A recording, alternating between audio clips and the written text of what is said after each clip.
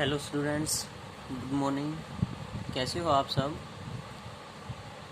आज का हमारा +1 केमिस्ट्री जो 4th यूनिट है, chemical bonding and molecular structure, उसका लास्ट टॉपिक है हाइब्रिडाइजेशन।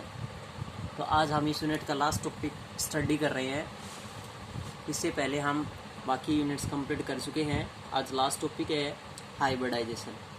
तो आज हाइब्रिडाइजेशन के बारे में स्टडी करते हैं। कल हमने स्टडी की थी sigma bond and pi bond. इससे पहले हमने स्टडी की थी types of covalent bond, that is types of sigma bond and types of covalent bond. तो आज हम स्टडी कर रहे हैं हाइब्रिडाइजेशन। तो फर्स्ट है हाइब्रिडाइजेशन। हाइब्रिडाइजेशन क्या होता है? Hybridization is defined as the mixing of atomic orbitals belongs to the same atom but having slightly different energies। देखो क्या है, hybridization is defined as a mixing of atomic orbitals. किसकी combination होती है? Orbitals की कम्बिनेशन होती है। Belonging to the same atom, जब हमारे पास सेम एटम प्रेजेंट होते हैं, but having slightly different energy, लेकिन उनकी एनर्जी क्या होती है? डिफरेंट होती है।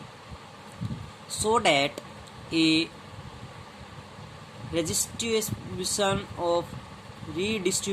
Of energy takes place between them. इनलिए उनके बीच में एनर्जी का क्या हो जाता है? रीडिस्ट्रीब्यूशन होता है, यानी दोबारा से स्थानांतरण होता है। Resulting in the formation of new orbitals, और क्या एक नए ऑर्बिटल्स को क्रिएट करते हैं।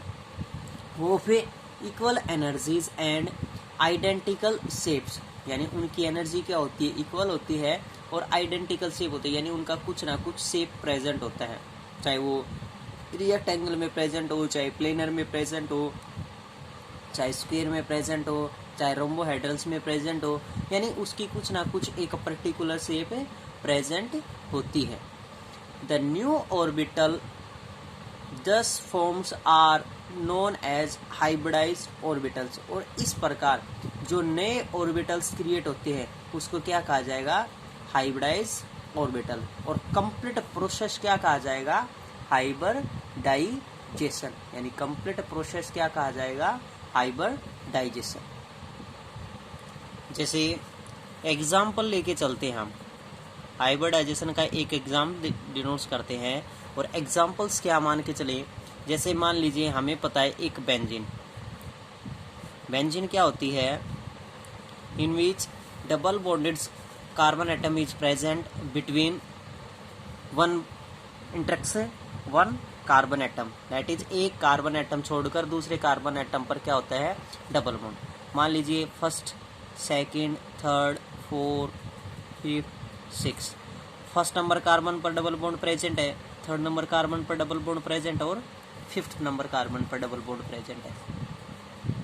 उसके बाद सेकंड जो डबल बॉन्ड प्रेजेंट है वो एक बॉन्ड छोड़कर, यानी सेकंड नंबर पर भी प्रेजेंट हो सकता है, 1 2 3 4 5 6। फोर्थ नंबर पर भी प्रेजेंट हो सकता है और 6 नंबर पर भी प्रेजेंट हो सकता है। लेकिन इसका ही एक हम पर्टिकुलर स्ट्रक्चर बना दें जिसमें दोनों के दोनों बॉन्ड ही ऑटोमेटिकली इंक्लूड हो, दैट इज ये जो बॉन्ड है ये लगातार क्या हो रहे हैं? रोटेट हो रहे हैं, यानी लगातार क्या हो रहे हैं? रोटेट होते चले जा रहे हैं। इसलिए हमने बीच में क्या डिनोट्स कर दिया? एक सर्कल, यानी डबल बॉन्ड है वो लगातार सर्कुलर मोशन में है। तो ये कंप्लीट इसमें क्या डिनोट्स करेगा कि ये भी बेंजीन है, और इसमें जो हमारे पास डबल बॉन्ड प्रेजेंट है वो first, third, fifth number carbon पर भी प्रेजेंट हो सकता है, और second, fourth and sixth number carbon पर भी प्रेजेंट हो सकता है। तो ये कंप्लीट प्रोसेस क्या कहा जाएगा? हाइब्रिडाइजेशन। और ये जो न्यू सब्सटेंस प्रोड्यूस हुआ है इसको कहा जाएगा हाइब्रिड ऑर्बिटल। यानी क्या कहा जाएगा? Hybrid orbital. यानी क्या कहा जाएगा इसको? हाइब्रिड ऑर्बिटल, यानी एक न्यू सब्सटेंस क्रिएट हुआ है, उस प्रोसेस को क्या कहा जाएगा, हाइब्रिड ऑर्बिटल। और complete process in which the first, second and final result product is produced, that complete process is known as hybridization. उसके बाद है types of hybridization. Types of hybridization में क्या है, डायगोनल और sp हाइब्रिडाइजेशन। sp हाइब्रिडाइजेशन क्या है, when 1s and 1p orbitals belongs to the same main cell of an atom mixed together to form two new equivalent orbitals. The type of hybridization is called sp hybridisation.